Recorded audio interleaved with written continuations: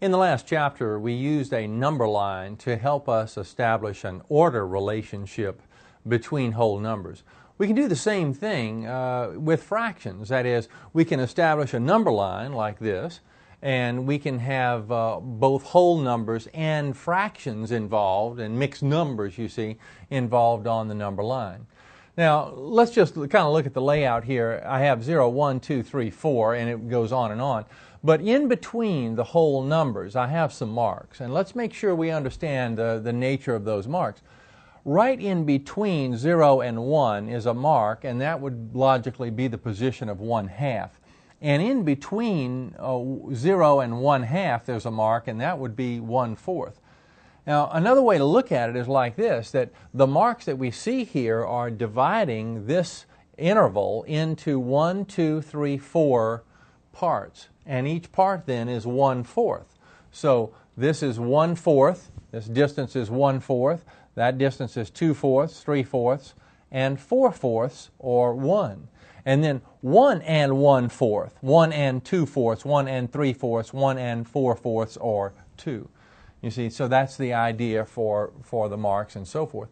Now, we said earlier that it's pretty easy to tell the order by looking at positions on a number line like this. Numbers that are to the right are greater than numbers to the left. Numbers to the left of numbers to the left are less than numbers that are to the right.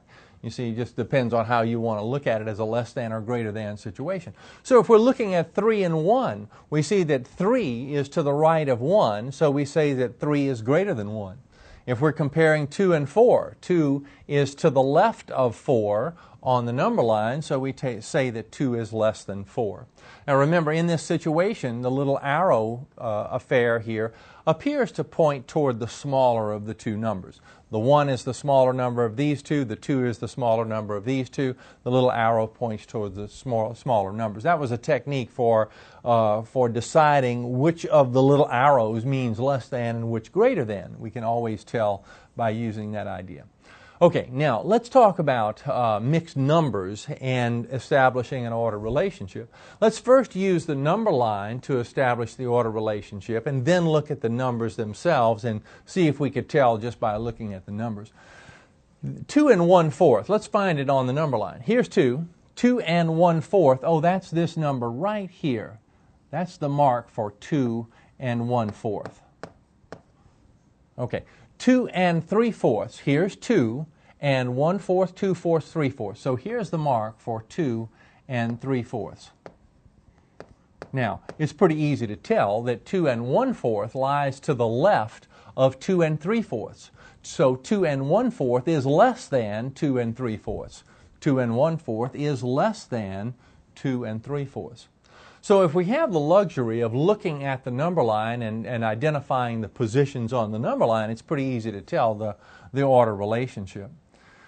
Now, here's another one, and let's go through it on the number line, and then I want to show you a way to decide on order just by looking at the numbers. For 3 and 1/4, 3 and 1/4 is right here. 1 and 3/4, let's slide over here. 1 and 1/4, 2/4, 3/4. So here is the point or the position for 1 and 3/4. And clearly, the 3 and 1/4 is to the right of the 1 and 3/4. So 3 and 1/4 is greater than 1 and 3/4. And we can write then 3 and 1/4 is greater than 1 and 3/4. All right, now let's look at just the numbers here. Now, there are two parts. When we're looking at mixed numbers, there are really two things that we're looking at. We're comparing whole numbered parts, and we're comparing fractions. And we can almost think of those as separate events, but we always want to look at the whole numbered parts first. Now here's what I mean. If you looked at the fraction parts to try to decide about which one is less than or greater than and all that kind of stuff, suppose we were looking at this number, we would have, let's see, 1/4 and 3/4. Gee, if we're just looking at 1/4 and 3/4, 1/4 is less than 3/4. So we might be tempted to put less than right here.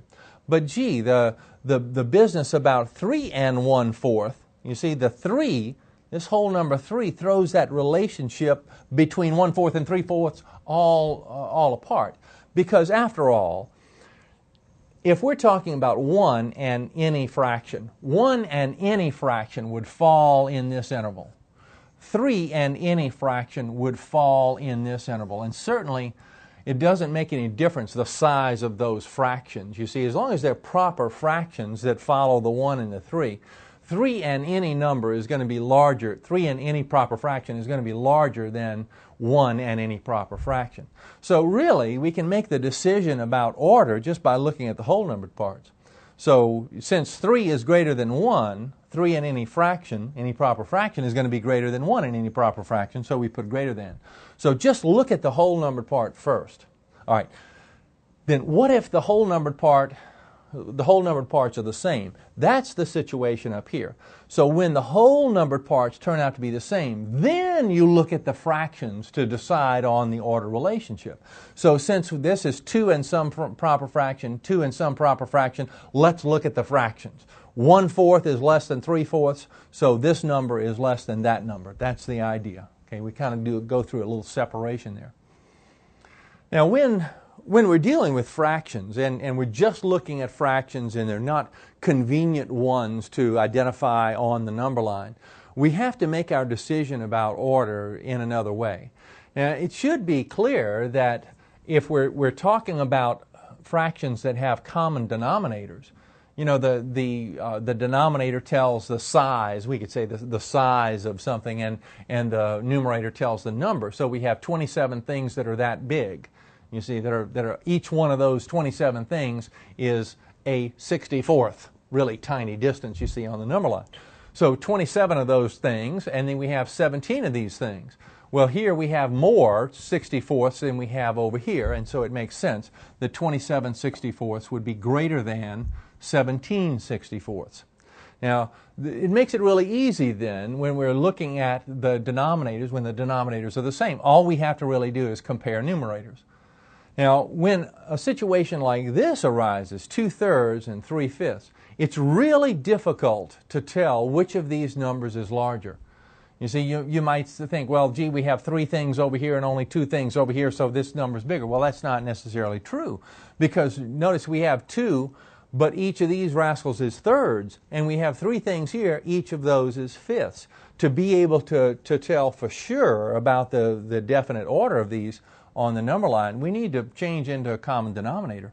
So let's see, between 3 and 5, the common denominator is 15. So I would change this into some number of 15ths and this into some number of 15ths.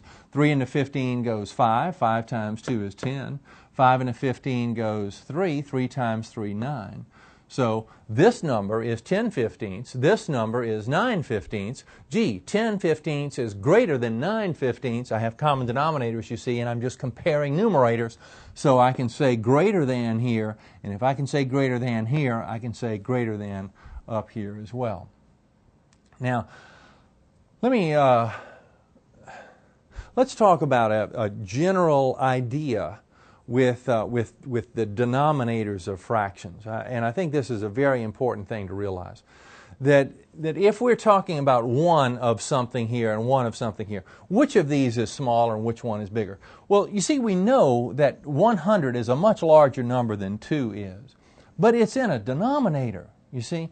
And this is 1/2, and we can easily identify 1/2, the position of 1/2 on the number line. Think about the position of 1/100th. 1/100th, you see, 1/2, 1/4, 1/8, 1/16, all getting smaller and smaller and smaller. The fraction, the number represented here, is getting smaller and smaller and smaller as the denominator number gets bigger and bigger and bigger. So when we fix the numerator number, just make it 1, you see, and cause that denominator number to get bigger and bigger, the fraction is actually getting smaller and smaller and smaller. And that's a very important thing to realize, and it can be a tricky situation as well. Now, because we have one item in both of these numerators, in order for us to decide on order, all we have to do is look at denominators and realize that the larger denominator here is describing a smaller number. So this number is smaller than that one. the arrow points toward it, 1/2 is greater than 1/100th. Now, another technique, of course, would be to find a common denominator here and compare the two fractions, but we'll find that, that we have greater than. Let's make sure that. The common denominator here is 100. And I can say then 2 into 100 is 50. 50 times 1 is 50. So 50 over 100, this is 1 over 100. You see, when we have common denominators, we recognize that 50 is greater than 1, so 50 hundredths is greater than 1/100th. Okay, let's get away from order relationships and talk about exponents for a bit. Remember that we said earlier that exponents tell us how many times the base is used as a factor. And that's true when the base is a fraction. Here, for example, 2/3 cubed means we have 3 factors of 2/3. So we have 2/3 times 2/3 times 2/3. You see, and we multiply straight across. 2 times 2 is 4, times 2 is 8 for the numerator. 3 times 3 is 9, times 3, 27 for the denominator. Now, notice very carefully and actively that this is not 3 times 2/3. The tendency when problems get a little more complicated is to kind of go to a path of least resistance and not think about the general idea in what we're looking at. What we're looking at is a base-exponent relationship, and it's really important to go back to that definition when we are evaluating the situation. The exponent tells how many times a base is used as a factor, and the safe thing to do is write down all those factors. Now notice I just used a dot here in between them to show multiplication. I could have used a little time sign like this, or I could have used parentheses. They all mean the same thing. All right, those are interchangeable ideas. Now, here we have the multiplication of a couple of items. We have this fraction squared times this fraction cubed. Now, again, the safe thing to do is to write down all the factors, you see, and then do the multiplication. And don't try to multiply in this step. I would never attempt that, even in advanced math. I would not attempt to work this problem all in one step. I would want to expand it in some way and show the items being multiplied. We have 2 factors of 2/5. So we have 2/5 times 2/5. And this says we have 3 factors of 5/8. So we have 5/8 times 5/8 times 5/8. Now, we could write another step like this. And in fact, we could say, okay, this is the parenthesis part from above, and this is the parenthesis part from above. But you don't really need those parentheses in here. Parentheses are items of containment. They indicate multiplication.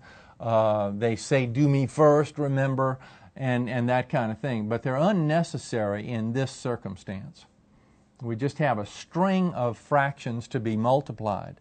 And also, we realize that we're multiplying numerators times numerators and denominators times denominators. And to emphasize that idea, we could write 2 times 2 times 5 times 5 times 5 as all of the factors being multiplied for the numerator, and 5 times 5 times 8 times 8 times 8. All the factors multiplied to get the denominator. But I don't think we have to write this. I think we can see that that's going on just by looking up here. And at this point in the problem, we would want to look for the cancellations that are involved in the problem. And we can see many of them here, I think. This 5 with that 5. You see, any denominator with any numerator will work out as a cancellation. So 5 into 5, 1. 5 into 5, 1. And I'm doing the cancellation up here because we don't really have to write a step that looks like this. We can write a step that looks like that and accomplish the same thing. Maybe a little bit faster as well. All right, let me take this out. Okay, now look for the cancellations. We have, let's see, this 5 and that 5. 5 into 5, 1. 5 into 5, 1. And now 2 into 8. 2 into 2, 1. 2 into 8, 4. 2 into 2, 1. 2 into 4, or 2 into 8, or 2 into this 8. See, it doesn't make any difference. It's going to all come out in the wash. 2 into 2, 1. 2 into one of these. You see, we have to go through. I think I'm going to choose here. 2 into 4, 2. So now, multiplying straight across, we have 1 times 1 times 1 times 1 times 5. That's just 5 for the numerator. And then in the denominator, we have 1 times 1 times 2 times 8 times 8. Well, 2 times 8 times 8. 2 times 8 is 16, and then 16 times 8, well, I'm going to have to go to the side and do that. Another way to do it, though, is to go 8 times 8 is 64, and then times 2. And I think that's a little bit easier. You see, it's 64 times 2 that I'm evaluating here. And I can multiply this a little easier than I can 16 times 8. You might look for an easy path in situations like this. Multiply the big numbers in your head, you see, and then multiply the little numbers out to the side.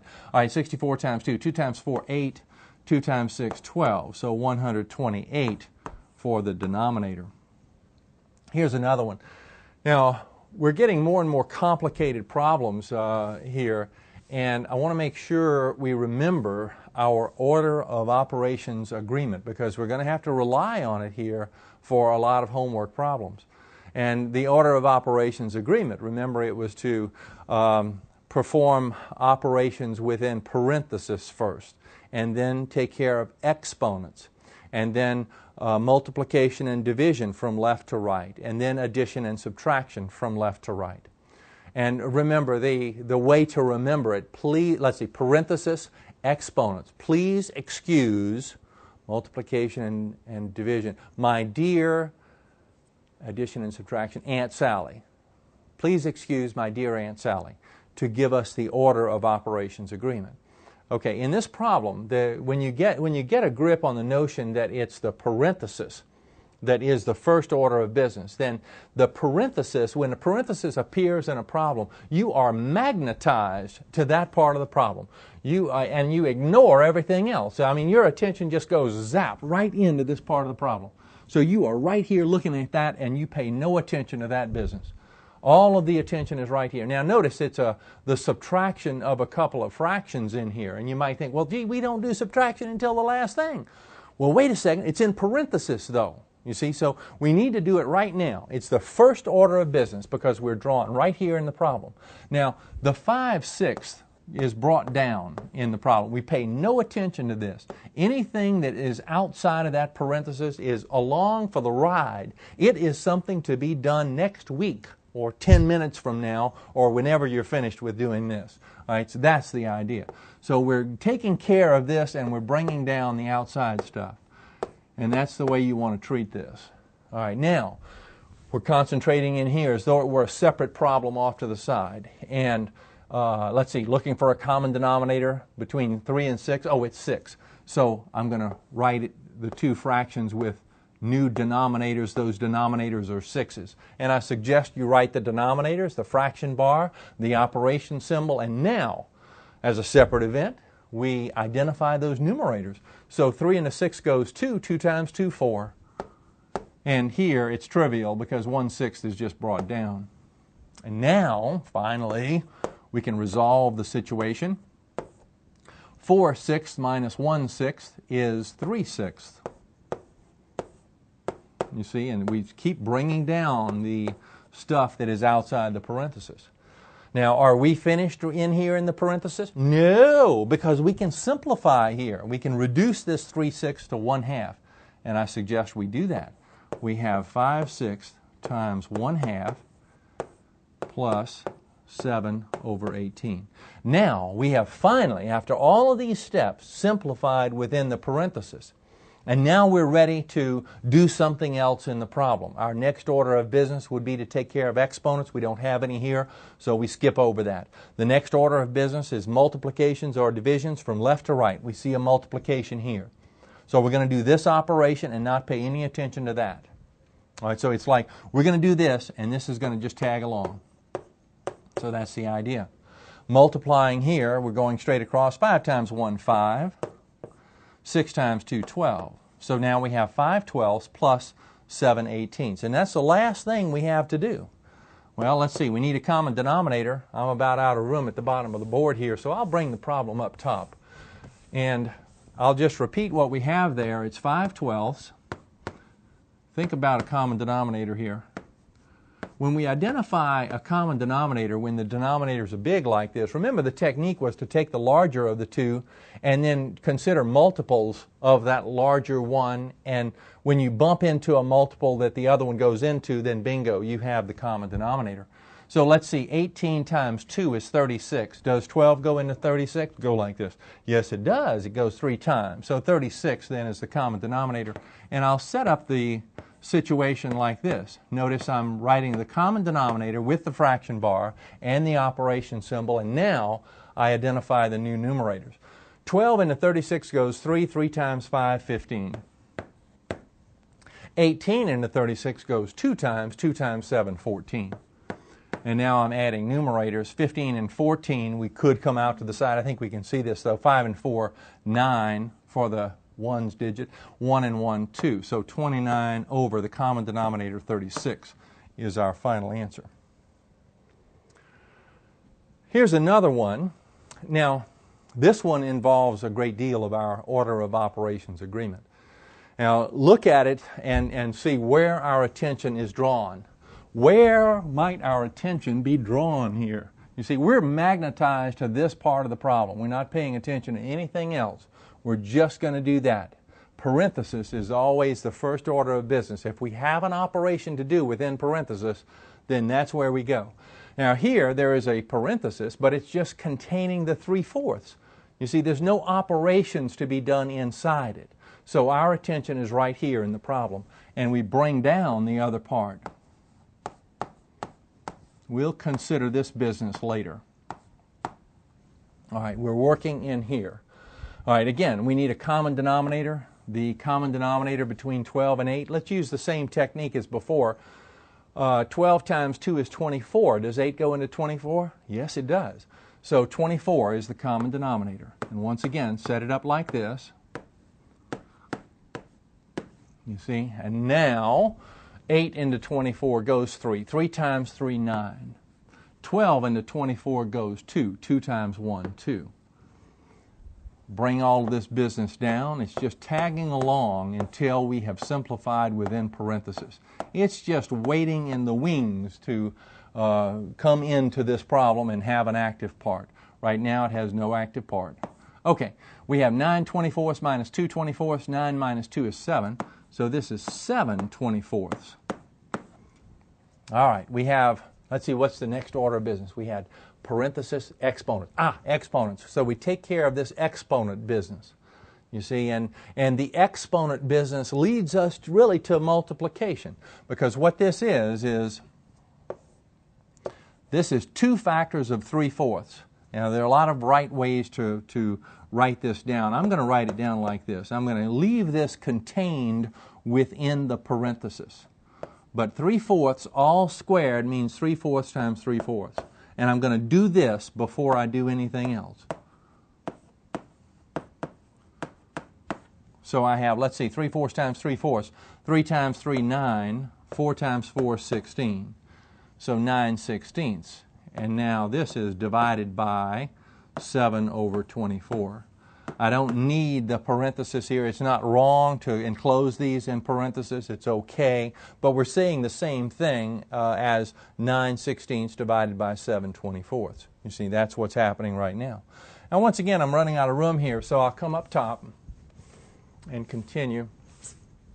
Think about what has to be done next. I'm just going to repeat the 9/16 divided by 7/24. Recall that that we bring down the first fraction. We change the sign to times, either like this or maybe a little x. We flip this over. We're multiplying by the reciprocal, so it's 24 over 7. And now we look for cancellations. Now, there are a lot of possibilities for 16 and 24. When the numbers are big like this, you can attack the situation in a couple of ways. One way is to ponder the biggest number that goes into both of these, and it turns out to be 8. But let's suppose that you don't see that 8 goes into 16 and 8 goes into 24 right away. What you see is that they're both even. So 2 would go into both of them, you see. And if you just see that, that's fine. You see, that just do the simplest thing that you see, the thing that you see first. 2 into 16 goes 8. 2 into 24 goes 12. Oh, happy day. These are both even again, you see. So 2 divides both of them. Maybe we see that 4 divides both of them. But either way you cook it up, it's still going to be grits, you see. And so here we could say 2 into 8, 2 into 12, or I'll go ahead and say 4 into 8, 4 into 12. So 4 into 8 goes 2, 4 into 12 goes 3, and away I go with the multiplication. 9 times 3, 27 for the numerator. 2 times 7, 14. 27 over 14. Oh, well, that's an improper fraction. We need to show the division to see what that is. So I'll come out to the side and divide 14 into 27. It only goes one time. 1 times 14 is 14. Subtracting, I get 13. So 1 is the whole numbered part. The remainder is 13. I put the remainder over the divisor. And my answer is 1 and 13/14.